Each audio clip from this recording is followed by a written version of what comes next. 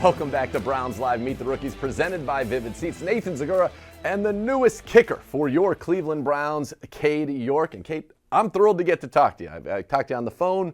I've seen your interviews. Dude, you're cool as a cucumber. Are you always just kind of like a very steady person in everything you do? I mean, guess that's kind of part of the gig, so kind of I'm sure it's useful in your line of work, no doubt. Yep. The culture of calm. Have you heard anybody say that since you've been here? No. So that's, you've met Kevin Stefanski, you've met Andrew Barry, I'm sure. I don't know if you met Paul DePodesta yet, but the three of them, pretty calm very people. similar, a culture of calm, very calm. I can see that. Have you been calm your whole life? I have my moments. We all do. Yeah, I mean, it's definitely something that it's a mindset kind of locking in, I guess. There are times that I will not be a calm person and kind of take up the room, but also when you're a kicker, you can't always do that, so right. Kind of have to find the balance. 15 field goals of more than 50 yards in college. I've quoted that stat to a couple people. They said, I didn't even know there was a kicker who ever even attempted 15 50-yard field goals in college. Obviously, the faith was there. The calm was there, right? Your coach believed in you. You demonstrated in practice that you were able to go out there and do it in games. We know the big ones that you've hit the 57-yard against Florida. When did you know, I'm pretty good at this? Because it had to be, I know you're a soccer guy initially, there had to be a moment where you're like, this is good. I'm pretty good at this. It would have been after the end of my sophomore season, for sure. Leading up to that, it was freshman year. Had an okay season. Good sides, downsides.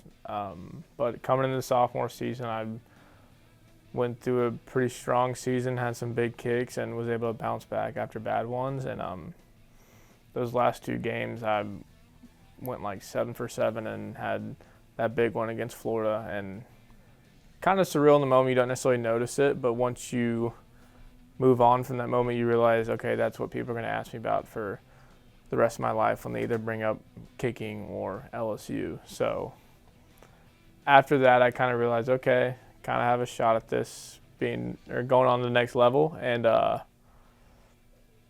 it worked out. So yeah, here you are. Here I am. Here you are. What changed, do you think, between that freshman and sophomore year? Big time mental game. You only grow so much physically after high school. It's like I'm still going to grow physically more and get stronger and stuff like that. Anybody can make a field. I've been able to kick a 60-yard field goal since I was a sophomore in high school. My leg talent necessarily hasn't grown exponentially, but what's changed is consistency, being able to do it over and over again, and then moving into college when you're kicking in front of 100,000+ people, your mental game has to just go to a new level and grow exponentially. Did you get into a routine? Was there something that you would say to yourself before you went on the field, like that allowed you to make that mental step? That's something I actually picked up from two older guys that were at LSU with me, the holder and the snapper, to start having mental cadences before every kick, so I wouldn't go out there and kind of just blank out. Sure. Because you do it so many times, it's not monotonous, but you go out there and you can get kind of lackadaisical sometimes, and then all of a sudden something happens, you're like, what just happened there? Like, I don't know how I missed that. So I go out there, and I've had the same mental cadence in my head since just about after they told me that, and it's been a game changer because you just fill your thoughts with the same thought every time. You don't give you don't give your head space to think about anything outside of what you have planned to say in your head. So it doesn't bring any negative thoughts, any positive thoughts. It's just let your body take over.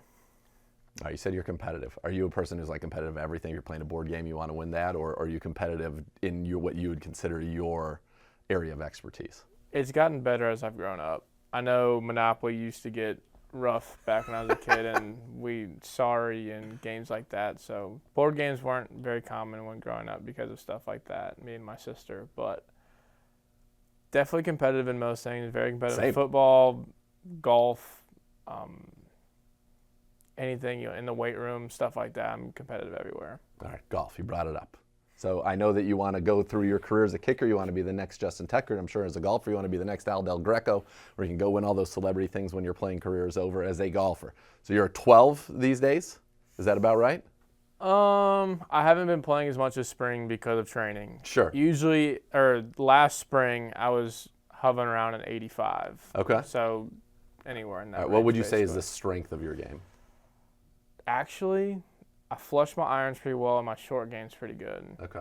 The problem of when I get either like start getting to the mid to low 80s, or if I'm up in the 90s, is if my driver is hitting the fairways. Okay. Can get a little wayward. Do you apply your same mental cadence to golf, or do you try to do that? No, but kicking in golf is very similar. Like Yeah. even if you look at the club, it's like almost the same as a kicking foot. So I kind of can bring some of it into it, but I'm glad that I'm better at kicking than I am at golf because Yes. I'm here right now. So. Exactly.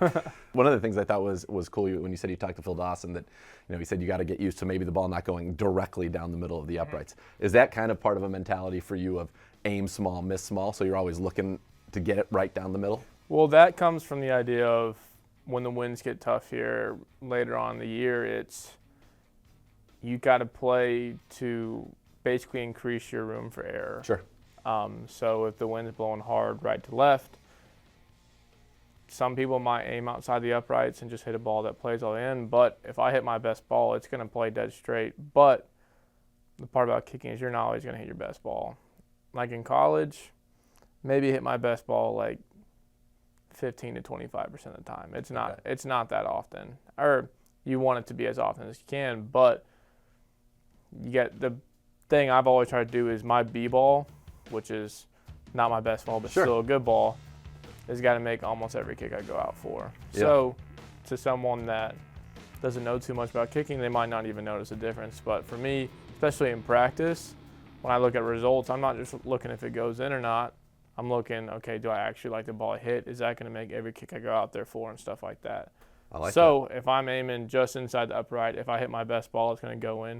If I hit my B ball, the right to left wind might take it, but it'll still go inside the left upright. And that's kind of what he's talking about. You have to be okay with not putting it down the middle every time. that. Yeah. Well, by the way, for golf, they say it's not how good your good shots are, it's how good your bad shots are, which is what you're saying here. Mine are pretty With bad in golf sometimes. So Well, we got to improve that, and then your score's going to improve. there we go. Logan Z asks, this is a good one. What's a souvenir you've kept in your football career thus far that means the most to you? I mean, I don't necessarily have too many souvenirs. My dad sent me a picture of my trophy from high school of making the Whataburger super team. And that was a big deal when that happened. Kind of a big Whataburger fan. Oh, yeah? I don't know if there's any around here. I don't know if we have Whataburgers up here. I don't know think so. it's definitely a Texas thing, so Yeah. it's kind of sad that it's not up here. But I know LSU's painting up some footballs of some big kicks I had, stuff like that. But Like, where's the ball from the 57-yarder? they have it still. They're They have gonna it. paint it and, For you. Yeah, and Okay, make so it that'll like a be- display ball. So that might be it. But Yeah. I wouldn't say I have too many souvenirs that I cherish like that.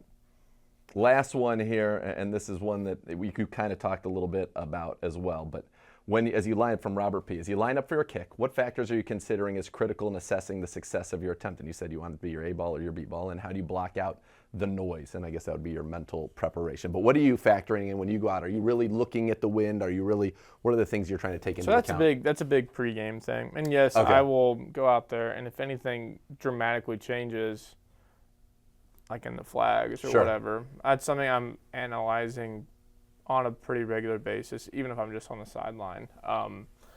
But I'd say practice versus game is different on what I consider success. In practice, yes, you want to make the kick, but I'm also trying to hit that A ball as Yeah. much as possible, which over the time has increased and gotten more consistent. But in a game, you got to be happy with results.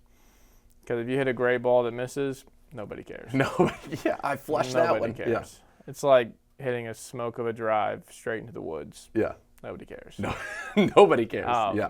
So that, and then when it comes to the noise and dealing with that, I've kind of, again, with the mental cadence, I've accepted this idea that pressure is a privilege. Yeah. And not everybody gets to have these type of opportunities, be on the Cleveland Browns and stuff like that. So honestly, when it's pretty loud, it sounds like white noise, and I kind of love it because it's easier than like crickets. Total silence, yeah.